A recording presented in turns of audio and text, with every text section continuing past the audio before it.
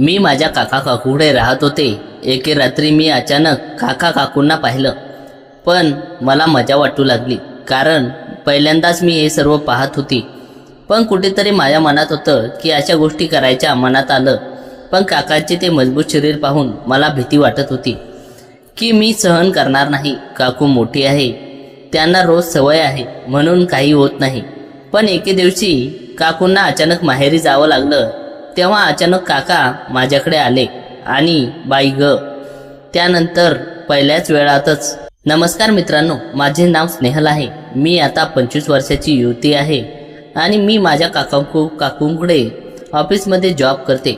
माझे लग्न अजून झाले नाही. मी माझ्या जीवनात अनुभवलेल्या गोष्टी सांगणार आहे. या सर्व गोष्टी खऱ्या आहेत. माझी उंच 5 फूट 5 इंच आहे, रंग गोरा, शरीर 32, 28, 36 आहे.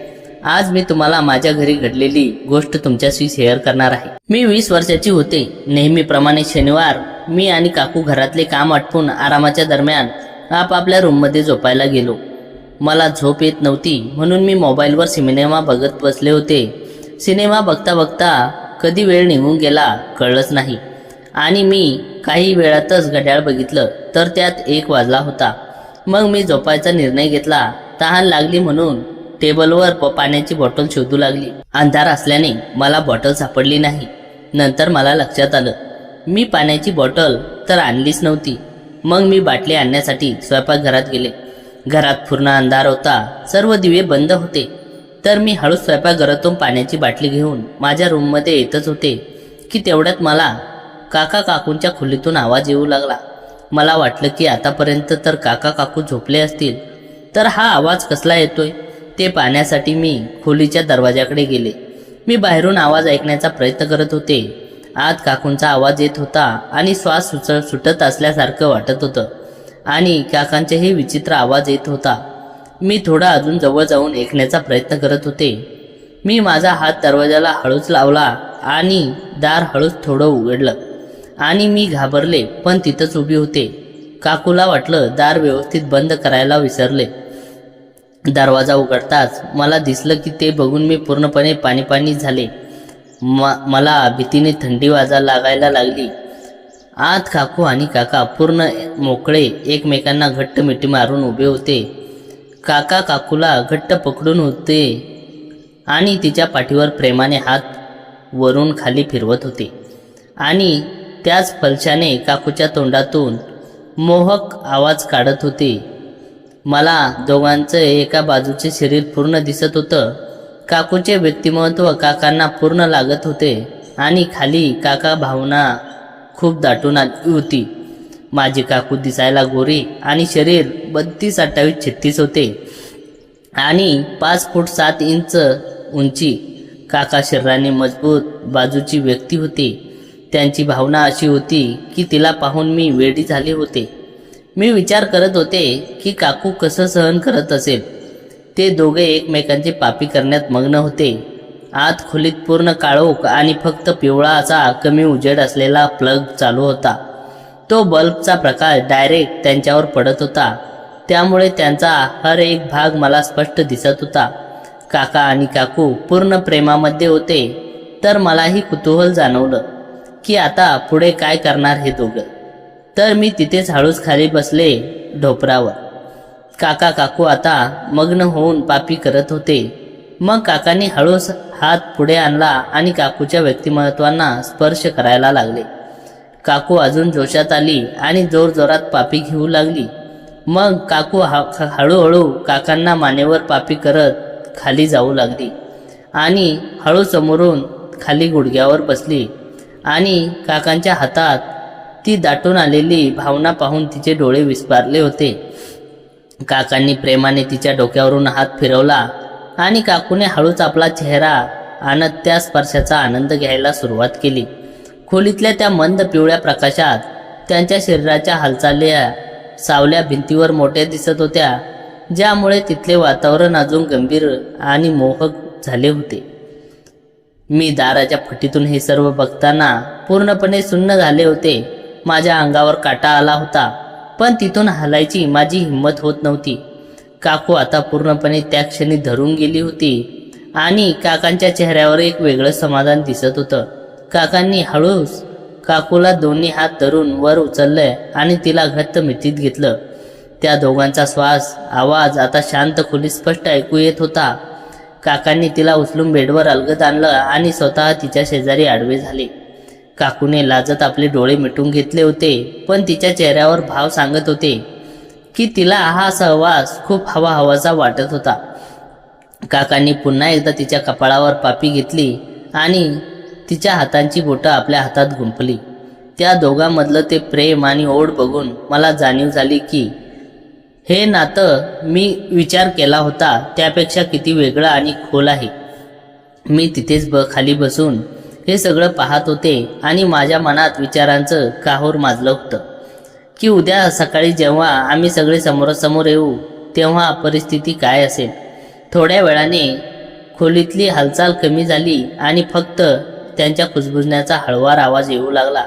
जणू ते एकमेकांना जगातील सर्व सुख देत होते. बेडवर बसून काकांनी काकूला आपल्या बहुपाशात ओढलं आणि तिच्या कानात काहीतरी कुजबुजले. त्यामुळे काकूच्या गालावर पुन्हा एकदा लाजेची लाली पसरली. खोलीतील त्या पिवळ्या बल्बचा प्रकाश त्यांच्या हालचालीवर नुसती भिंतीवर नाचत होता आणि वातावरणात एक वेगळी शांतता पण तितकीच ओढ जाणवत होती. काकूने काकांच्या खांद्यावर डोके टेकवलं आणि त्यांचे हात एकमेकांच्या हातात घट्ट गुंफले गेले. मी तिथे जमिनीवर बसून हे सर्व बघताना माझ्या मनात विचारांचं काहोर माजलं होतं, पण माझ्या तिथून उठण्यात जाण्याची ताकद उरली नव्हती. काकांनी हळूच काकूंचा चेहरा आपल्या हाताने वर उचलला आणि तिच्या डोळ्यात डोळे घालून पाहू लागले. त्या नजरेत एक प्रकारचा अधिकार आणि प्रेम दोन्हीही स्पष्ट दिसत होते. काकूने देखील त्यांच्या नजरेला नजर दिली आणि काही न बोलता खूप काही सांगून गेली. हळूहळू काकूंनी काकाच्या केसातून हात फिरवला सुरुवात केली आणि तिला पुन्हा एकदा आपल्या जवळ घेतले. त्यांच्यातील तो संवाद शब्दाविना चालत होता, जो फक्त त्या स्पर्शातून आणि श्वासातून व्यक्त होत होता. मी पाहिलं की काकू आता पूर्णपणे शांत झाली होती आणि काकांच्या खुशीत तिला जगातील सर्वात सुरक्षित जागा वाटत होती. थोड्या वेळाने काकांनी बेडवर उठून बेडजवळ असलेल्या पाण्याचा पेला घेतला आणि काकूला प्यायला दिला. जणू काही न बोलता ते तिची काळजी घेत होते. हे दृश्य माझ्यासाठी खूपच नवं आणि अकल्पनीय होतं, ज्यामुळे माझी उत्सुकता आणि भीती दोन्हीही वाढत चालली होती. रात्रभर त्याच उशाने माझ्या डोक्यात विचाराचं काहोर माजवलं होतं आणि कधी डोळा लागला हे मला समजलेच नाही. पहाटे झोपेतून जाग येते तेव्हा मला जाणवलं की सूर्याची पहिली किरण माझ्या डोळ्यावर चिमटत आहेत. क्षणभर मी गोंधळून गेले. रात्रीचं ते सारं दृश्य, तो मंद पिवळा प्रकाश, त्या सावल्या, हे सगळं खरं होतं की फक्त भयानक स्वप्न. मी डोळे चोळत उठून बघितलं तर घड्याळात 7:30 वाजले होते. अंगावर अजूनही थरकाप उडत होता, पण मी स्वतःला सावरलं आणि लगेच तयार होऊन हॉलकडे निघाले. हॉलमध्ये पाऊल ठेवता स्वयंपाकघरातून येणाऱ्या फोडणीच्या सुगंधाने मला भानावर आणलं. तिथे जाऊन पाहिलं तर काकू नेहमीसारख्या साध्या साडीत कपाळावर टिकली लावून अगदी शांतपणे नाश्ता बनवत होत्या. त्यांच्या चेहऱ्यावर काळजी किंवा उतावीळपणा नव्हता, जणू काल रात्री काही घडलंच नव्हतं. त्यांचं ते सहज सुंदर सात्विक रूप पाहून माझी खात्री पटली की त्या घटना खरोखर घडल्या होत्या, कारण त्यांच्या शांततेत मला एक वेगळीच परिपक्वता दिसत होती. थोड्याच वेळात काकाही तिथे आले. त्यांनी पांढरा कुर्ता घातला होता, हातात वर्तमानपत्र होतं. ते नेहमीप्रमाणे डायनिंग टेबलवर बसले. काकूंनी हसत मुखाने त्यांच्यासमोर चहा ठेवला आणि विचारलं, आज ऑफिसला उशीर होणार आहे का? काकांनी तेवढ्याच सहजतेने उत्तर दिलं, होय, कामाचा ताण थोडा जास्त आहे.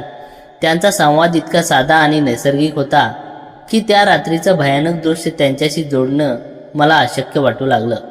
मी मात्र त्यांच्याकडे कटाक्षाने पाहत होते. प्रत्येक हालचालीत, प्रत्येक शब्दात मला काहीतरी वेगळं सापडण्याची शक्यता शोधत होते, पण तिथे काहीच नव्हतं. ना संकोच, ना लाज, ना एखादा चोरटा नजरेतला संवाद. ते जणू काल रात्री विसरून गेले होते. उलट मीच होते जिच्या मनात हे दृश्य घर करून बसले होतं. पाण्याचा ग्लास हातात घेताना माझी बोटं थरथरत होती. काकूंचं लक्ष माझ्याकडे गेलं. त्यांनी हळूच विचारलं, स्नेहल, तू आज थोडी उदास दिसते आहेस. रात्रीला झोप तर योग्य आली असेल ना? मी फक्त डोकं हलवलं. हो असं खोटं उत्तर देऊन मी तिथून निसटण्याचा प्रयत्न केला. घरातलं वातावरण जणू पुन्हा पूर्ववत झालं होतं. सगळं नेहमीसारखं, चहाचा कप, वर्तमानपत्र, सकाळचा नाश्ता. पण माझ्यासाठी मात्र सामान्यतेत एक नवीन अर्थ दडला होता. घर तेच होतं, माणसं तीच होती, पण आता सगळं काही वेगळं वाटू लागलं होतं. काल रात्रीच्या त्या अंधारातल्या खोलीची आठवण माझ्या मनात घर करून राहिली होती आणि तीच सावली आता दिवसाच्या उजेडातही मागे लागायला लागली होती. सकाळचा तो प्रसंग झाल्यानंतर 2 दिवसात अचानक काकूच्या माहेरून फोन आला आणि तिला तातडीने तिथे जावं लागलं. घरचे काही महत्त्वाचे काम असल्याने ती घाईघाईने निघाली आणि घरात आता फक्त मी आणि काकाच उरलो होतो. काकू गेल्यामुळे घर एकदम शांत झाले होतं, पण माझ्या मनात मात्र त्या रात्रीच्या आयुष्याची खून अजूनही शमत नव्हती. काका सोफ्यावर बसून टीव्ही पाहत होते आणि मी स्वयंपाकघरात पाणी पिण्यासाठी गेले. माझे लक्ष सारखे सारखे काकाकडे जात होते आणि त्यांच्या त्या मजबूत शरीराकडे बघताना मला रात्रीची वेळ आठवत होती. काकांनी अचानक मागे वळून माझ्याकडे पाहिलं आणि विचारलं, स्नेहल, काकू गेली का? तर आज जेवणाचं काय करायचं? बाहेरून मागवायचं की तू बनवणार आहेस? त्यांचा हा आवाज ऐकून मी थोडी दचकलीच, पण स्वतःला सावरून म्हटलं, मी बनवते काका, काळजी करू नका. मी कामाला लागले, पण माझं चित्त दाऱ्यावर नव्हतं. काका हळूहळू चालत स्वयंपाकघराच्या उंबऱ्यावर येऊन उभे राहिले आणि माझ्या हालचालीकडे निरखून पाहू लागले.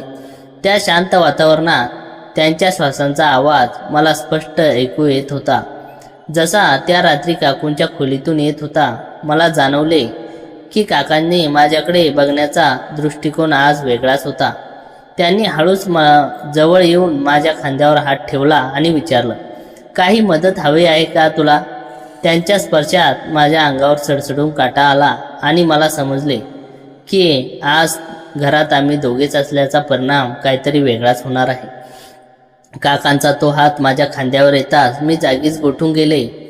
त्यांनी हळूच चुकून माझ्या कानाजवळ आपला चेहरा नेला आणि त्यांचा गरम श्वास मला जाणवू लागला. त्या शांत वातावरणात त्यांचा आवाज एखाद्या गूढ रहस्यासारखा वाटत होता. ते अतिशय संतोषी स्वरात म्हणाले, स्नेहल, मला माहीत आहे त्या रात्री तू दरवाजाच्या फटीतून आम्हाला लपून पाहत होतीस. हे ऐकताच माझ्या पायाखालची जमीन सरकली. माझं हृदय इतक्या जोरात धडधडू लागलं की मला वाटलं आता बाहेर येईल. मी काही बोलणार इतक्यात त्यांनी माझा खांदा हलकेच दाबला आणि पुढे म्हणाले, घाबरू नकोस. मला तेव्हा समजलं होतं की तू तिथे उभी आहेस, पण तुला तसं पाहून मला राग आला नाही. उलट तुझी ती उत्सुकता पाहून मला वेगळंच वाटलं. मी थरथरत्या आवाजात विचारलं, काका, तुम्हाला कसं कळलं? त्यांनी एक हलकंच हसू दिलं आणि माझ्या अगदी सवयीत म्हणाले, तुझ्या श्वासांचा आवाज आणि त्या अंधाऱ्या तुझ्या बागडण्याचा झालेला तो हलकासा आवाज. मला सगळं समजत होतं आणि खरं सांगू का, तुला तिथून जावंसं वाटत नव्हतं हे मला दिसत होतं. काकांचे हे शब्द ऐकून माझं पूर्ण शरीर शहारलं. त्यांच्या डोळ्यात आता एक वेगळीच चमक होती, जी मी त्या रात्री काकूसोबत पाहिली होती. त्यांनी माझा हात हातात घेतला आणि हळूच कुरवाळायला सुरुवात केली. आज घरात कोणीच नव्हतं आणि काकांचा तो स्पर्श मला वेगळ्याच विश्वात घेऊन जात होता. मला कळत नव्हतं की मी तिथून पळून जावं की त्यांच्या शब्दात आणि स्पर्शात स्वतःला हरवून द्यावं. काकांनी माझा हात अधिक घट्ट पकडला आणि मला स्वतःकडे ओढले. त्यांच्या नजरेत तीच ओढ आणि तीच तृष्णा होती जी मी त्या रात्री काकूसाठी पाहिली होती. ते हळुवार आवाजात माझ्या कानात म्हणाले, स्नेहल, काकू आज नाहीये, पण तुला त्या रात्रीचे जे पाहिलंय ते अनुभवायचं नाहीये का? मी तुला तसं सुख देईन जसं काकूला दिलं होतं. त्यांचे हे शब्द ऐकून माझ्या काळजाचा ठोका चुकला. मला त्या रात्रीची दृश्य एकामागून एक आठवू लागली. काकांचं ते मजबूत शरीर आणि त्यांची ती प्रचंड दाटून आलेली भावना. मी थरथरत त्यांच्याकडे पाहिलं. माझ्या मनात कमलीची भीती दाटून आली होती. मला राहून राहून वाटत होतं की काकू तर मोठी आहे, तिला सवय आहे, पण मी काकांची ती अवाढव्य भावना पाहून मनात धास्ती भरली होती. मला खात्री होती की मला ते सहन होणार नाही. मी चचरत म्हटले, काका नको, मला खूप भीती वाटते. तुमची ही अवस्था पाहून मला वाटतंय की मला खूप त्रास होईल. मला हे सहन करण्याची ताकद नाहीये. माझ्या डोळ्यात पाणी जमा झाले होते. काकांनी माझ्या गालावरून हात फिरवला आणि शांतपणे म्हणाले, अगं वेडे, घाबरू नकोस. मी खूप हळवेपणे सर्व काही करेन. तुला अजिबात त्रास होणार नाही. पण तरीही माझ्या मनातली भीती सावट कमी होत नव्हती. त्या रात्री काकू ज्या प्रकारे श्वास सोडत होती आणि काका ज्या वेगाने तिच्यावर प्रेम करत होते ते आठवून मला वाटलं होतं की माझं शरीर हे सगळं सहन करू शकणार नाही. मी त्यांच्या बाहेतून फुटण्याचा प्रयत्न केला, पण त्यांनी मला अधिक जवळ ओढलं. आज घरात कोणीच नव्हतं आणि काकांचा तो स्पर्श आणि त्यांचे शब्द मला अशा वळणावर घेऊन जात होते. इथे भीती आणि कुतूहल यांचा मोठा संघर्ष सुरू होता. काकांनी माझे थरथरणारे हात आपल्या मोठ्या हातात घेतले आणि मला सोफ्यावर बसवले. माझ्या डोळ्यातली भीती त्यांना स्पष्ट दिसत होती. ते माझ्या अगदी जवळ बसले आणि अतिशय शांत प्रेमळ आवाजात समजावू लागले, स्नेहल, घाबरू नकोस ग.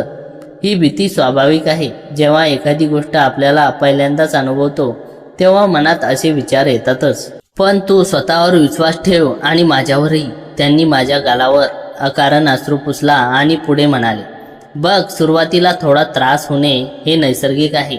शरीराला नवीन स्पर्शाला सवय होताना थोडे ओढताण होते, पण तो त्रास फक्त काही क्षणाचा असतो. एकदा का तू स्वतःला त्या लहरीमध्ये सोडून दिलं की तुला समजेल की मी काय म्हणतोय. त्या थोड्याशा त्रासानंतर जे सुख मिळतं त्यालाच खऱ्या अर्थाने स्वर्ग सुख म्हणतात. काकू सुद्धा सुरुवातीला अशीच घाबरलेली होती, पण आता तिला त्याशिवाय दुसरं काही सुचत नाही. काकांचे शब्द ऐकून माझ्या मनावरचे दडपण थोडे हलके झाले. त्यांनी मला आश्वासन दिले की ते खूप हळुवारपणे सर्व काही करतील आणि मला अजिबात घाई नाही करणार नाहीत. मी तुझ्यासोबत आहे. तुला जेव्हा वाटेल की आता नको तेव्हा मी थांबेन, पण एकदा प्रयत्न तर करून बघ. तुला स्वतःला जाणीव होईल की हे किती सुंदर असतं. काकांच्या त्या शब्दात एक वेगळी जादू होती. त्यांच्या आश्वासक स्वरामुळे माझी भीती हळूहळू कमी होत होती आणि त्याची जागा एक नवीन प्रकारचं कुतूहल निर्माण होत होतं. मी विचार करू लागले की खरोखरच ते स्वर्ग सुख कसं असेल ज्यासाठी काकू इतकी वेडी झाली होती. काकांचे ते आश्वासक शब्द ऐकल्यानंतर माझ्या मनातील थोडी भीती कमी झाली, पण तरीही मनात एक संकोच होता. मी तिरकस श्वास घेतला आणि काकाकडे बघून ठामपणे म्हटलं, काका, मी तयार आहे, पण माझी एक अट आहे. मला खूप भीती वाटते, त्यामुळे तुम्हाला आधी माझ्या शरीराला आणि माझ्या जीवाला तुमच्या ओठांनी सुंदर वेळेचा अनुभव द्यावा लागेल. जेव्हा मला खात्री पटेल की माझं शरीर पूर्णपणे तयार आहे तेव्हाच आपण पुढे जाऊ. काकांनी माझ्याकडे पाहून एक समजूतदार हास्य दिले. मी पुढे म्हणाले, आणि दुसरी गोष्ट म्हणजे तुमची ती प्रचंड भावना मी सुरुवातीला फक्त अर्धीच स्वीकारू शकेन. मला जेव्हा जेव्हा त्रास जाणवेल तेव्हा तुम्हाला थांबावे लागेल आणि मला थोडा वेळ द्यावा लागेल. तुम्ही माझ्यावर जबरदस्ती करणार नाहीत आणि माझ्या वेगाप्रमाणे चाला तरच हे सर्व करू शकेल. काकांनी माझा हात हातात घेतला आणि हळूच दाबला. ते म्हणाले, स्नेहल, तुझी प्रत्येक अट मान्य आहे. मी तुला आधीच सांगितलं होतं की तुला त्रास द्यायचा नाहीये, तर तुला सुख द्यायचंय. तू म्हणशील तरच होईल. आणि मला हळूहळू जवळ ओढलं आणि माझ्या कपाळावर एक प्रेमळ पापी केली. त्यांच्या त्या स्पर्शात आता फक्त अधिकार नव्हता, तर एक प्रकारचा आदरही होता.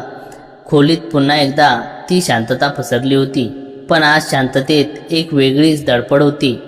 काकांनी हळूच आपला चेहरा माझ्या मानेकडे नेला आणि त्यांच्या ओठांचा स्पर्श होताच माझ्या अंगावर सळसळून काटा आला. मला जाणीव झाली की आता माझ्या जीवनातला एक नवा आणि थरारक प्रवास सुरू होणार आहे. इथे भीती मागे पडून हळूहळू सुखाची चाहूल लागत होती. त्यांनी मला हळूच उचलून बेडवर यायला सांगितले आणि अतिशय कोमलतेने झोपवले. त्यांच्या नजरेत दिलेला शब्द पाळण्याची जिद्द दिसत होती. त्यांनी सुरुवातीला माझ्या हातापायांना आणि जीवाला आपल्या ओठांनी स्पर्श करायला सुरुवात केली. जसं मी सांगितलं होतं तसंच त्यांनी माझ्या जीवाच्या प्रत्येक भागाला तोंडाने शांत करायला सुरुवात केली. त्यांच्या त्या प्रत्येक स्पर्शाने माझ्या शरीराला भीती हळूहळू विरघळून लागली आणि एक वेळ झोप जाणवू लागली. ते खूपच अनुभवी होते. त्यांनी माझ्या शरीराचा असा काही ठाव घेतला की थोड्याच वेळात माझ्या तोंडातून मोहक आवाज बाहेर पडू लागले. जेव्हा त्यांना जाणवलं की माझं शरीर आता पूर्णपणे शहारलं आहे, त्यांनी मी तयार आहे, तेव्हा त्यांनी आपली दाटून आलेली भावना हळूच पुढे सरकवली. मी आत घातल्याप्रमाणे त्यांनी पूर्ण जोर न देता फक्त अर्धे जीवात प्रवेश केला. त्या क्षणी मला थोडी वेदना झाली. काका लगेच थांबले आणि माझ्या डोळ्यात बघत हळूवार श्वास घेऊ लागले. त्यांनी मला पूर्ण वेळ दिला आणि जेव्हा माझी वेदना कमी होऊ लागली, मला सुखाची चाहूल लागली, तेव्हाच त्यांनी पुढची हालचाल केली. त्यांच्या त्या संयमाने आणि आश्वासक स्पर्शामुळे मला खरोखरच स्वर्ग सुखाचा अनुभव येऊ लागला, जो मी त्या रात्री काकूच्या चेहऱ्यावर पाहिला होता. मी तर भीतीवर विजय मिळवून काकांसमोर स्वतःला झोकून दिले, पण नियतीच्या मनात काही वेगळंच होतं. काकांच्या त्या हळव्या स्पर्शामुळे आणि संयमामुळे माझ्या शरीरातील भीती पूर्णपणे निघून गेली होती. जसं त्यांनी अर्ध्या भावनेने सुरुवात केली, तर सुरुवातीला झालेला तो त्रास हळूहळू एका विलक्षण सुखात बदलू लागला होता. मला जाणीव झाली की काका खरोखर किती अनुभवी आहेत. त्यांच्या प्रत्येक हालचालीत एक प्रकारची लय होती, जी मला एका वेगळ्या विश्वात घेऊन जात होती. मी माझे डोळे मिटून घेतले आणि पूर्णपणे त्या क्षणाचा आनंद घेत होते. मला वाटलं होतं की आता माझी ही अनेक दिवसाची तृप्त इच्छा पूर्ण होणार. पण तेवढ्यात अचानक घराचा मुख्य दरवाजाची बेल वाजली. तो आवाज एकदम जणू आमच्यावर वीज कोसळल्यासारखा होता. काका जागीच थबकले आणि मी दचकून डोळे उघडले. काळजाचा ठोका चुकला होता. यावेळी कोण असू शकतं, मी घाबरून विचारलं. काकांनी घाईघाईंनी स्वतःला सावरलं आणि खिडकीतून बाहेर वाकून पाहिलं. त्यांचा चेहरा पांढरा पडला. स्नेहल काकू आली आहे, ते कुजबुजले. माझ्या अंगावर काटा आला. पण त्या तर 2 दिवसाच्या येणार होत्या. मी थरथरत्या हाताने माझे विस्कटलेले कपडे नीट करू लागले. आमच्यातले फक्त काही सेकंद होते. काकांनी पटकन आपला कुर्ता सलवार हॉलच्या दिशेने गेले, तर धावत जाऊन बाथरूममध्ये शिरले आणि तोंडावर पाण्याचे थपके मारले. माझे हृदय अजूनही जोरजोरात धडधडत होते. काकूने पुन्हा बेल वाजवली आणि काकाने दरवाजा उघडला. अहो, इतका वेळ का लागला दरवाजा उघडायला? आणि तुम्ही इतके घाबरलेले का दिसतायत? काकूचा आवाज हॉलमधून स्पष्ट ऐकू येत होता. तिने हातातील बॅगा खाली ठेवल्या. ती खूप थकलेली दिसत होती. काही नाही ग, मी जरा झोपलो होतो दुपारचा, त्यामुळे समजलं नाही. काकांनी कसाबसा स्वतःला सावरत खोटं सांगितलं. मी स्वतःला शांत करण्याचा प्रयत्न केला आणि बाथरूममधून बाहेर आले. काकू, तुम्ही इतक्या लवकर कशा आलात? मी विचारलं. माझा आवाज अजून थोडा कापत होता. काकूने माझ्याकडे निरखून पाहिलं. तिच्या नजरेत एक वेगळीच जबर होती. तिने माझ्या विस्कटलेल्या केसाकडे आणि चेहऱ्याकडे पाहिलं. तेथे काम लवकर झालं ग, म्हणून निघून आले. पण स्नेहल, तुझे डोळे इतके लाल का झालेत आणि तू इतकी धापा का टाकतेस? मी काहीतरी निमित्त काढलं. काही नाही काकू, मी जरा साफसफाई करत होते वरच्या कपाटाची, म्हणून दमली. काकूने काहीच उत्तर दिलं नाही. ती शांतपणे स्वयंपाकघरात गेली. पण जाताना तिने एका काकाकडे आणि एकदा माझ्याकडे ज्या प्रकारे पाहिलं, त्यावरून तिला संशय आला आहे की नाही हे ओळखणं कठीण होतं. घरात एक विचित्र शांतता पसरली होती. काका सोफ्यावर बसून टीव्ही पाहायचे नाटक करू लागले, पण त्यांचं लक्ष टीव्हीकडे नव्हतं. माझी अवस्था मात्र खूप बिकट झाली होती. माझं शरीर त्या सुखाच्या उंबरठ्यावर येऊन थांबलं होतं, जिथून मागे फिरणं आता अशक्य वाटत होतं. माझी ती इच्छा, तो शरीराचा धाव आणि ती अधुरी तहान मला आतून अस्वस्थ करत होती. मी काकूकडे बघत होते, जी आता नेहमीप्रमाणे चहा बनवण्यात मग्न होती. पण माझ्या मनात मात्र तोच विचार येत होता. जर काकू 5 मिनिटे उशिरा आली असती तर ती रात आमच्या तिघांसाठी खूप वेगळी जाणार होती. काकूच्या मनात काय चाललंय हे कळायला मार्ग नव्हता आणि माझी अधुरी इच्छा मला शांत बसू देत नव्हती. काकू आल्यापासून घरातलं वातावरण कमालीचं बदललं होतं. वरवर सर्व काही शांत दिसत असलं तरी शांततेत एक प्रकारचा तणाव होता. काकू स्वयंपाकघरात काम करत होती, पण तिचं लक्ष वारंवार माझ्याकडे आणि काकांकडे जात होतं. त्या रात्री जे घडलं असतं त्याची अर्धवट राहिलेली जाणीव माझ्या शरीरात अजूनही शहारा आणत होती. संशयाची पहिली ठिणगी रात्रीच्या जेवणाच्या टेबलवर पडली. आम्ही तिघे एकत्र बसलो होतो. काका नेहमीप्रमाणे वर्तमानपत्रात तोंड खुपसून होते, पण त्यांचं लक्ष कुठं होतं हे मला चांगलंच ठाऊक होतं. काकूने अचानक विचारलं, अहो, आज दुपारी स्नेहलच्या खोलीतलं पाणी पडलं होतं का? बेडची चादर थोडी चुरगळलेली दिसत होती. काकांचा घास घशातच अडकला. त्यांनी कसाबसा चहाचा घोट घेतला आणि म्हटले, हो, ते तिला कदाचित चक्कर आली असावी म्हणून तिला तिथे पाणी द्यायला गेलो होतो. काकूने माझ्याकडे पाहिले. तिच्या नजरेत सत्य शोधण्याचा प्रयत्न होता. स्नेहल, तुला चक्कर येत असेल तर सांगायचं ना. आणि तुझं हे ऑफिसचं काम किती वाढलंय, तुझा चेहरा किती उतरलाय. तिचं बोलणं साधं होतं, पण त्या शब्दामागे काहीतरी दडलं होतं असं मला सारखं वाटत होतं. रात्री 10 वाजले. काकू आणि काका त्यांच्या खोलीत गेले. मी माझ्या खोलीत पडली होती, पण मला झोप येणे अशक्य होतं. काकांनी दिलेला तो अर्धा अनुभव आणि त्यानंतर आलेला तो विराम मला आतून अस्वस्थ करत होता. माझं शरीर त्या सुखासाठी आसुसलेलं होतं. तितक्यात माझ्या मोबाईलवर एक मेसेज आला. काकांचा होता. स्नेहल, जागी आहेस का? मला झोप येत नाहीये. काकू झोपली आहे? माझं हृदय जोरजोरात धडधडू लागलं. मी हळूच खोलीबाहेर पाऊल टाकलं. हॉलमध्ये पूर्ण अंधार होता. मी काकांच्या खोलीच्या दिशेने जात होते. तेवढ्यात मला स्वयंपाकघरात काहीतरी आवाज आला. मी भीतीने जागीच थबकले. पाहिले तर काकू तिथे पाणी पिण्यासाठी आली होती. तिने मला पाहिलं आणि विचारलं, स्नेहल, तू अजून जागी आहेस? आणि इतक्या रात्री कुठे चालली आहेस? मी अडकळत म्हणाली, काकू, ते भूक लागली होती म्हणून काहीतरी शोधायला आली होती. काकूंच्या त्या प्रश्नांनी जागीच गोठले. भूक लागली आहे? कसं बसं म्हणून मी फ्रीजमधून एक सफरचंद काढलं आणि काहीच्या घाईघाईने रूममध्ये परतले. पण मनाला शांतता कुठे होती. बेडवर पडल्या पडल्या मला काकांचा तो स्पर्श, त्यांनी दिलेला तो अर्धी जाणीव आणि त्यांच्या शरीराची ती ओढ सारखी आठवत होती. डोळे मिटले की माझ्यासमोर फक्त काकांचा तो प्रचंड दाटून आलेली भावना येत होती. माझं शरीर त्या सुखासाठी अक्षरशः तडफडत होतं, पण काकूच्या अस्तित्वामुळे आम्ही दोघेही हतबंद होतो. पुढचे काही दिवस आमच्यासाठी एखाद्या परीक्षेसारखे होते. काकू आता घराबाहेर पाऊल टाकायला तयार नव्हती. ती सतत आमच्या आसपास असायची. मी ऑफिसला गेले तरी माझं कामात लक्ष लागत नसे. कॉम्प्युटरच्या स्क्रीनवर आकडे बघताना मला फक्त काकांचा तो चेहरा आणि ते शब्द आठवायचे. तुला स्वर्ग सुख दाखवेन मनासारखं.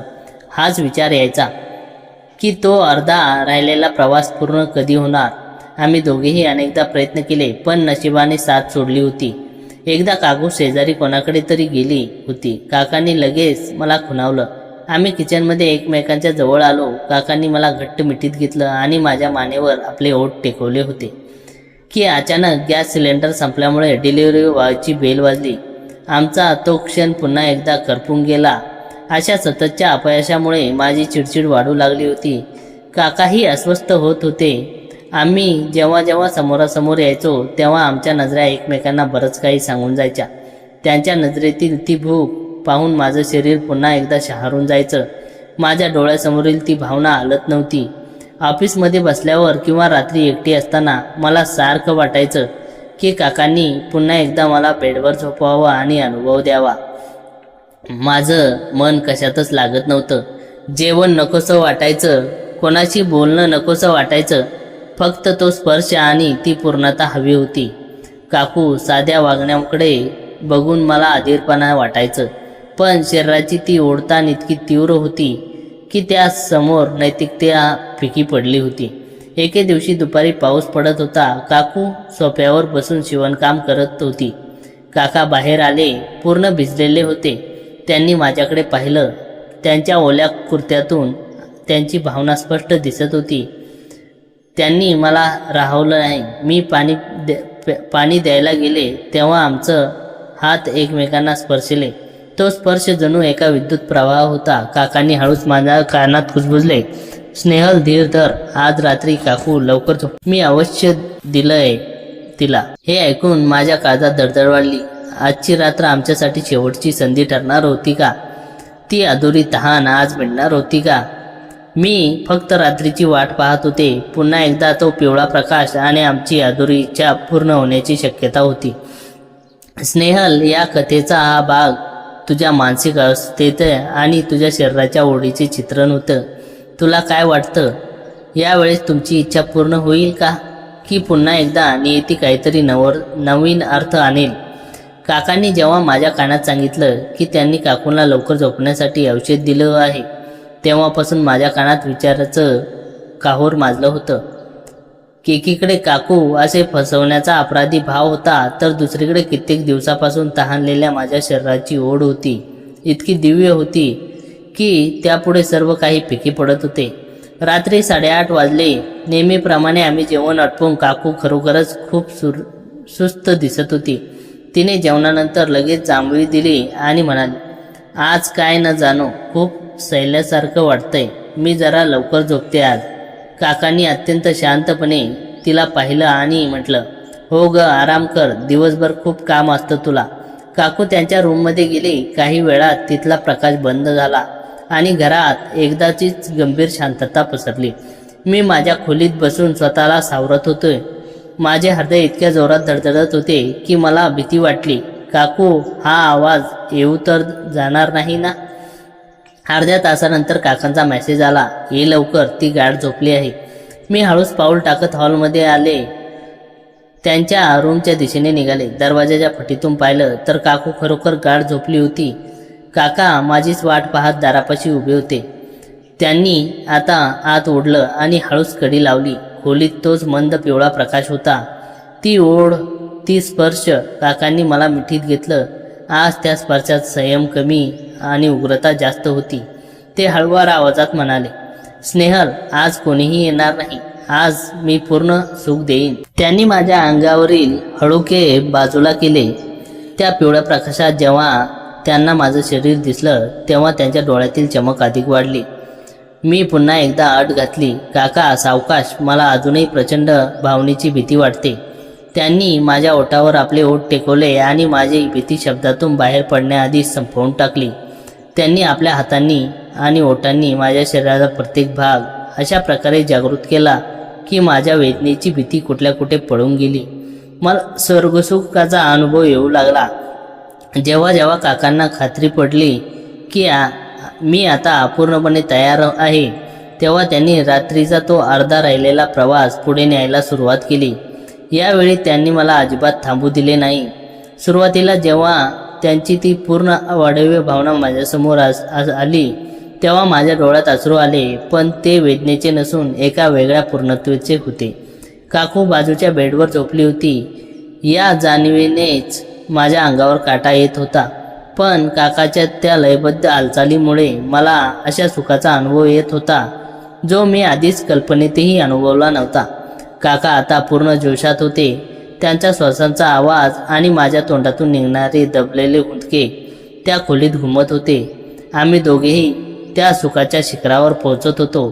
तेवढ्यात अचानक काकूने कूस बदलली आणि जोरात ओसरलेल्यासारखी, अहो पाणी, आमच्या काळजाचे ठोके चुकले. काका जागी स्थिर झाले. काकूंनी डोळे उघडले नव्हते, पण ती झोपेतच हात मारत होती. काकांनी सफाईने बेडवर असलेला पाण्याचा ग्लास घेतला आणि तिच्या तोंडाला लावला.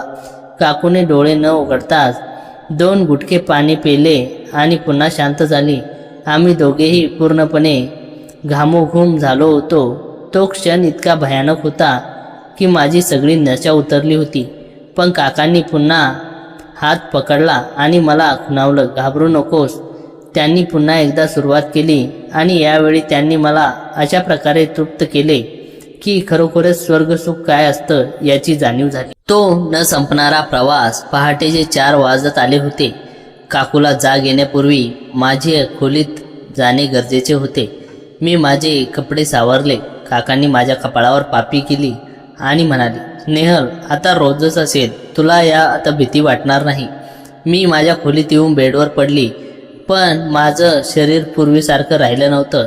एका रात्रीत मी एका मुलीची युवती आणि युवतीची एक अनुभवी स्त्री झाले होते. सकाळी जेव्हा काकू उठली आणि तिने मला पाहिलं तेव्हा ती हसून म्हणाली, स्नेहल, आज तुझा चेहरा किती रिलॅक्स दिसतोय. तुला रात्री चांगली झोप लागली वाटतं. मी फक्त हसले. तिला काही माहीत नव्हतं की तिच्या नाकाखाली मी त्या सुखाची चव चाकली होती जिची ती मालकीन होती. आता माझ्या आयुष्यात ते कसं कुणकुणीत होतं जे मला दररोज रात्री पिवळ्या प्रकाशाकडे ओढणारं होतं. त्या रात्रीच्या घटनेनंतर मला वाटलं की आता एक यशस्वी गुपित जपलं आहे. काका आणि माझं नातं आता रोज रात्रीच्या अंधारात वर्त होतं. पण एक दिवस अचानक असं काही घडलं ज्याने माझ्या पायाखालची जमीन सरकली. एक शनिवारी काका कामासाठी शहराबाहेर गेले होते. घरात मी आणि काकूच होतो. दुपारी काकू माझ्या रूममध्ये आली आणि तिने शांतपणे दार लावून घेतलं. तिच्या चेहऱ्यावर नेहमीचं ते सात्विक हास्य होतं, तर एक प्रकारचा क्रूर आत्मविश्वास होता. ती माझ्या बेडवर बसली आणि माझ्या डोळ्यात बघत म्हणाली, स्नेहल, त्या पिवळ्या प्लगच्या प्रकाशात तू खूप सुंदर दिसत होतीस. हे ऐकून एक क्षण मला वाटलं की माझं हृदय आता बंद पडेल. मला काही सूचनाच्या आत तिने माझ्या मोबाईलमध्ये एक व्हिडिओ प्ले केला. तो व्हिडिओ त्या रात्रीचा होता ज्या रात्री मी पहिल्यांदा काकासोबत होते. काकूने तिच्या रूममध्ये झूम कॅमेरा लावला होता. मी रडायला लागले. काकूचे पाय धरले. काकू, मला माफ कर, माझ्याकडून चूक झाली. पण काकू मला उठवलं आणि चक्क मिठी मारली. ती हसून म्हणाली, अगं वेडे, तुझ्यावर रागवली नाही. उलट मी त्या रात्री दार थोडं उघडं ठेवलं होतं जेणेकरून तू आम्हाला बघशील आणि तुझ्या मनात ती ओढ निर्माण होईल. तिच्या बोलण्याने मी सुन्न झाले. काकू पुढे म्हणाली, तुला काय वाटतं मी इतकी काळ झोपते की मला काहीच कळणार नाही? मी मुद्दाम औषध घेतल्याचं नाटक केलं. मला हेच हवं होतं. काकांचे विचार आता जुने झाले होते. त्यांना नवीन कुणाचं तरी ओढ हवी होती आणि मला हवी होती एक भागीदार जी घरातच असेल आणि ज्याच्यामुळे आमचं घर फुटणार नाही. काकू म्हणाली, स्नेहल, आता आपण दोघी मिळून काकांना सांभाळू, पण यासाठी तुला माझी एक अट मान्य करावी लागेल. काकूने मला जी अट दिली ती ऐकून माझ्या पायाखालची जमीन सरकली. काकू मला जी अट सांगितली ती ऐकून क्षणभर गोठून गेले. त्या अटीचा अर्थ मला लगेच उमगला नाही, पण त्यांच्या डोळ्यातला तो दणदणीत ठसा पाहून मला जाणवलं की हा फक्त भावनांचा क्षण नव्हता, तर एक गणित होतं. काकू हसत होत्या, पण त्या हास्यात सामर्थ्य होतं, उत्कटपणा होता आणि वेडेपणा होता. काय अट? मी क्षणभर थांबून विचारलं. काकूंनी खोलीचं दार हळूच बंद केलं आणि अगदी माझ्या जवळ येऊन बसल्या. म्हणाल्या, स्नेहल, घरातील काका काकूची जुनी नाती आता मरत चालली आहे. मी त्यांना ओळखतो. मला वाटतं आता आपल्याला नवं काहीतरी निर्माण करायला हवं. तू, मी आणि काका, आपण तिघांनी एक नवं बंधन तयार करायला हवं. मी विचार करत राहिले. मला याचा अर्थ कळत होता, पण तो मान्य करायला माझं मन तयार नव्हतं. तरीही काकूंच्या त्या गंभीर पण गुळगुळीत आवाजाने माझ्यावर एक वेगळीच मोहिनी पसरली होती. त्यांनी सांगितलेली अट अशी होती, आता आपण सगळेजण एकत्र राहू, प्रत्येकाला प्रत्येकाची साथ लागेल. मी तुला घरातली सून म्हणून नव्हे तर सखी म्हणून स्वीकारते, पण तुला माझ्यासमोरही अर्धवट व्हावं लागेल. मी एकटी काकांना सांभाळू शकत नाही आणि तुला ते सुख मिळावं यासाठी हीच एक दिशा आहे. त्या बोलण्याने माझ्या मनात वादळ उठलं. मी घाबरलेली होते, पण त्याच वेळी मला एक वेगळी उत्सुकताही वाटत होती. काकूंनी हात पुढे करून माझा हात हातात घेतला. त्यांचा स्पर्श मऊ पण दृढ होता. मी तुला कधीही एकटी सोडणार नाही. आपण दोघी मिळून काकांना विश्वास बदलून टाकू, पण त्याच्यासाठी तुझा विश्वास हवा. तू तयार आहेस का? काकूंनी विचारलं. मी एक खोल श्वास मनातील धास्ती शांत केली. मला समजलं की या नात्याची रूपरेषा इतकी सोपी नव्हती, पण त्या क्षणी मला जाणवलं की परत फिरण्याचा मार्ग उरला नव्हता. मी होकार दिला. काकूंनी मला मिठी मारली. त्या मिठीत एक प्रकारची सुरक्षितता होती की जणू काही मला नवीन कुटुंबात दाखल केलं जात होतं. त्या रात्री काका ऑफिसमधून परत आले तेव्हा काकूंनी सगळं सांगितलं. मी तिथेच उभा होतो.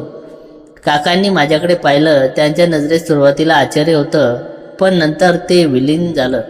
त्यांनी काही बोलल्याशिवाय मला खुणेने जवळ बोलावलं. काकू दोघांमध्ये उभ्या होत्या. त्या हसल्या आणि त्यांनी दोन्ही हात पसरून मला आणि काकांना एकत्र आणलं. तो एक विलक्षण क्षण होता. शांतता, कुतूहल आणि नवीन वचन यांची सांगड. त्या क्षणी हातातला ग्लास हलला नसता तर मला वाटलं असतं की हे स्वप्न आहे, पण प्रत्यक्षात तर सत्य होतं. एक वेगळं, धोकादायक पण कसली तरी आकर्षक सत्य. आता आम्ही तिघे या नव्या व्यवस्थेचे भाग बनलो होतो.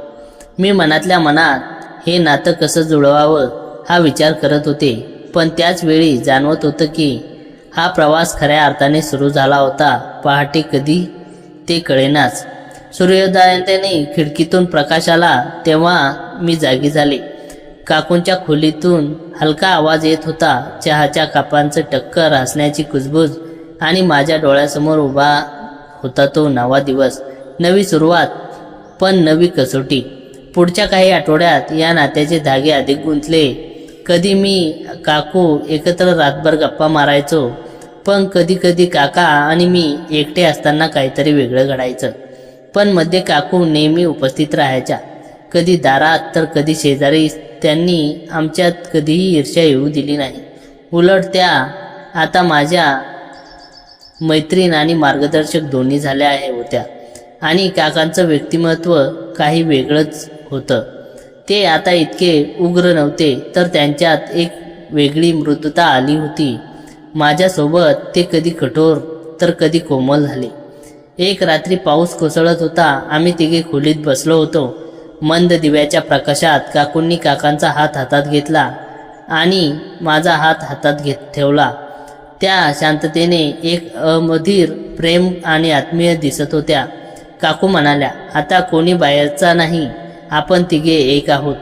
तेव्हा मला जाणवलं की कदाचित या घरची नाते सामान्य नव्हते, पण ते कुणाला दुखवणारे नव्हतं. आमची नजर एकमेक, आमचे स्पर्श, आमची मनं, सगळं विलीन व्हायला लागलं होतं. रात्र हळूहळू सखोल होत गेली. काकूंनी माझ्या केसातून हात फिरवला आणि काकांनी माझी बोटं आपल्यात गुंफली. आम्ही तिघेजण त्या क्षणी एकमेकासाठी संपूर्ण जग होतो. तो क्षण किती वेळ टिकला याची मला जाण नाही, पण जेव्हा ढगामधून चंद्र दिसला तेव्हा काकूंनी हळुवार आवाजात सांगितलं, आता हेच आपले नाते आहे. अजब परंपार पण सत्य. त्या रात्रीपासून सुरू झालेला हा प्रवास माझ्या आयुष्यातील सर्वात वेगळा ठरला. कधी सुख तर कधी अडचण, पण आम्ही तिघे त्या सगळ्यांना सामोरं गेलो. आता प्रत्येक रात्र ही आमची होती आणि प्रत्येक सकाळ एक नवीन सुरुवात होती. मात्र अजून काही गोष्टी त्या अंधारात दडलेल्या होत्या, ज्या आमच्या सगळ्यांनी दिशा पुन्हा बदलणार होत्या. त्या रात्रीनंतर आमचं जीवन जणू नवीन पातळीवर गेलं. काकू, काका आणि तिघजण एका नवीन व्यवस्थेत विरघळलो होतो. काकू आता फक्त काकू नव्हत्या, तर ते एक सखी, एक मार्गदर्शक, एक गुरुही झाल्या होत्या. काका मात्र अधिक गंभीर आणि संयमित दिसू लागले होते, पण त्या गंभीरता त्यांच्या प्रेमाची खोली दाखवत होते. त्यांचा अधिकार आता कोणत्यावर दबाव नव्हता, तर तो आता आमच्या सर्वांची सहमती निर्माण झाला होता. एक दिवस संध्याकाळची वेळ होती. पावसाच्या थेंबांनी खिडकीला टकटक लावली होती. आम्ही तिघेजण हॉलमध्ये बसलो होतो. काकू चहा घेऊन आल्या. काका वर्तमानपत्र वाचत होते आणि मी मोबाईलवर काहीतरी बघत होते. पण ही सामान्यता खरी, कारण काही क्षणानंतर काकूंनी आवाजात एक वेगळं गांभीर्य आणलं आणि म्हणाल्या, आज रात्री आपल्याला महत्त्वाचं ठरवायचं आहे. मी वर पाहिलं. काकांची नजर वर्तमानपत्रावरून उचलली गेली. त्या क्षणी ते विलक्षण गंभीर शांतता पसरली. काकू म्हणाल्या, स्नेहल, आपण तिघा आता एक आहोत, पण ही टिकवता एकता ती शारीरिक पातळी पुरेशी नाही. त्या पलीकडे आपल्याला मनाची, विश्वाची आणि निर्णयाची एक ओढ लागेल. म्हणून मला वाटतं आपण काही नियम बनवले पाहिजेत. त्यांनी 3 गोष्टी सांगितल्या. पहिली, आपण तिघांमध्ये कधीही लपून ठेवलेली गोष्ट नसावी. दुसरी, कोणाच्याही इच्छेविरुद्ध काहीही दिसणार नाही. आणि तिसरी, हे नातं घराच्या 4 भिंतीमध्ये मर्यादित राहील. बाहेरच्या जगाला कधीही वास येणार नाही. काकांनी मान डोलावली. मी देखील तयार झाले, पण काकूंनी अजून एक अट टाकली. आता पुढची प्रत्येक रात्र आपल्यापैकी प्रत्येकाने एकमेकांना वळल्याप्रमाणे घ्यावी. म्हणजे कधी मी आणि स्नेहल, तर कधी मी आणि काका, तर कधी स्नेहल आणि काका. तिसरी व्यक्ती मात्र दोघांचा आनंद अनुभवण्यासाठी हजर असेल, पण त्या क्षणी ती फक्त साक्षीदार असेल. ही अट ऐकून मला थोडीशी धक्क्याची जाणीव झाली, पण त्या बोलण्यातून स्पष्टता आणि काकूंचा आत्मविश्वास पाहून मला वाटलं हीच कदाचित या गुंतागुंतीच्या नात्याची योग्य दिशा होती. त्या रात्री आम्ही पहिल्यांदा या नियमाची आमच्यावर चाचणी केली. काकू आणि काका एकत्र होते आणि मी दाराच्या कोपऱ्यात बसून पाहत होते, पण त्यावेळी लपून नव्हते, तर मी सहभागी होते, एक निरीक्षक. पण त्यावेळी भागीदार. काकूंचं हसणं, काकांच्या बोटांचा हलका स्पर्श, त्यांचे क्षणभराचे धीरगंभीर नजराक्षेप सगळं माझ्यासमोर उलगडत होतं. मला वाटलं मी फक्त सावली आहे, पण त्या दृश्याने मलाही ओलांडलं. मध्यरात्री उशिरा जेव्हा काकू झोपी गेल्या, तेव्हा काका हळूच माझ्याकडे आले. त्यांनी मला बाजूला घेतलं आणि म्हणाले, स्नेहल, तू कशी आहेस? हे सगळं तुला जड तर नाही वाटत ना? मी खोल श्वास घेतला. जड वाटतं, पण गोड वाटतं. मला हे सगळं अजून पचायचं आहे, मी म्हटलं. काका हसले. हे पचवल्याशिवाय ते स्वीकारणं कठीण आहे, पण आपण सगळे एकत्र आहोत.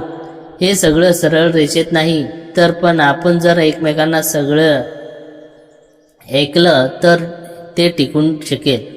त्यांच्या बोलण्यात संयम मला आवडला. त्या रात्री उशिरापर्यंत आम्ही गप्पा मारल्या. काही गोष्टी मनाच्या, काही शरीराच्या, काही स्वप्नाच्या. त्या संवादाच्या प्रथमच जाणवलं, हे नातं केवळ कामापुरतं नाही, तर त्याला आत्मीयता, सुरक्षता आणि स्वीकृती आहे. पुढचे काही दिवस असेच गेले. प्रत्येक रात्री आम्ही वेगळ्या स्थितीत, वेगवेगळ्या रचनेत एकमेकांना अनुभवत होतो. कधी काकू मला बाजूला घेऊन माझ्या मनातील भीती विचारत होत्या, तर कधी काका मला शिकवत होते की शरीराची भाषा शब्दांपेक्षा स्पष्ट असते. आमच्या या त्रिकोणात शिस्त होती, पण त्यात आग होती. एक रात्री अर्ध्या रात्रीच्या सुमारास काकू उठल्या आणि माझ्या खोलीत आल्या. त्यांनी मला जागं केलं. त्यांच्या डोळ्यात अश्रू होते. मी घाबरून विचारलं, काय झालं? काकू म्हणाल्या, स्नेहल, मला एक गोष्ट सांगायची आहे. काकांनी काल ऑफिसमध्ये एक नवीन प्रोजेक्ट मिळाला आहे. त्यासाठी त्यांना दुसऱ्या शहरात जावं लागेल. 3 महिने. मी स्तब्ध झालो. 3 महिने म्हणजे एक नवीन नात्याचे सुरुवातीलाच एक मोठी परीक्षा. काकू म्हणाल्या, मला वाटतं या काळात आपण फक्त दोघीच असू, पण त्याचा अर्थ असा नाही की आपण काकांशिवाय थांबलो. आपल्याला आपलं वेगळं नातं निर्माण करावं लागले. त्या रात्री मला समजलं की गुंतागुंतीच्या नात्यात सगळ्यात मोठा धोका फक्त बाहेरचा नाही, तर आतला आहे. वेगळेपणा, दुरावा आणि विश्वासाची पातळी. पण काकूंच्या त्या अश्रूंनी मला दाखवलं की आपल्या या नवीन कुटुंबासाठी इतक्या गंभीर जितक्या मी. त्या रात्री आम्ही दोघींनी एकत्र वेळ घालवला. गप्पा, हसणं, थोडीशी अस्वस्थता, पण शेवटी एकमेकीचा हात धरून शांतता. काकू म्हणाल्या, या 3 महिन्यात तू मला पुन्हा ओळख, कारण मी तुला पुन्हा ओळख इच्छिते. हे ऐकून मला वाटलं ही कथा अजून संपलेली नाही, तर तिचा सगळ्यात महत्त्वाचा भाग आता सुरू होतोय. काका गेले तर 2 स्त्रियांमधला संवाद, विश्वास आणि नात्याचा वेगळा पैलू समोर येणार होता. काका निघून गेले. घरात आता फक्त मी आणि काकू होतो. पहिल्याच रात्री काकूंनी मला स्वयंपाकघरात बोलवलं आणि म्हणाल्या, स्नेहल, आपण नेहमी काकांच्या आसपास होतो, पण आता फक्त आपण दोघी आहोत. याचा अर्थ काहीतरी वेगळं होऊ शकतं. तू तयार आहेस का? मी त्यांच्या डोळ्यात पाहिलं. त्यात दुःख नव्हतं, तर एक नवीन उत्सुकता होती. आणि मला वाटलं या कथेचा नवा अध्याय कदाचित सगळ्यात वेगळा असेल. मित्रांनो, कथा खूप मोठी झाली आहे. याचा पुढचा भाग मी पुढच्या व्हिडिओमध्ये सांगणार आहे. त्यासाठी कमेंटमध्ये भाग 2 लिहा. जास्तीत जास्त कमेंट आले तर लगेच पुढचा भाग घेऊन येईल. त्यासाठी चॅनलला सबस्क्राईब करून ठेवा. धन्यवाद.